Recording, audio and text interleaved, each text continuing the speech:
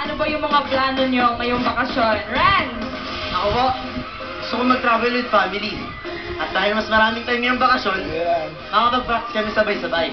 Yun, ah. Oo, kaya nga plans mo, Raza. Naging sobrang busy schedule nyo. Oliver, paano nyo na pagsasabay-sabay lahat ng mga ginagawa nyo? Proper time management. At lagi andyan si Mami para supportahan kami. Sabi ni Mami, dapat focus kami dahil buwang tiwala at suporta niya sa akin at sa Trickster.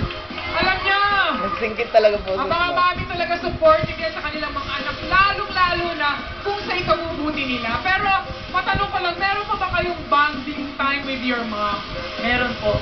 Ako baka puro chicks lang yan. Lagi nga po kami nakakonect sa internet eh. Dahil nagpakabit po si Mami ng My Bro 499 months. 499 monthly lang po. Kaya mabilis po yung internet namin sa bahay. Mabilis ang internet nyo sa bahay. Alam nyo, guys, ang internet, it connects to family relationship. Mali yung sinasabi nila na parang hadlang ito sa bonding ng pamilya, di ba? Yung mga kung ano-ano gina. Hindi! Oo, Bebe. nakakonect. Oo, tama ka si Shell.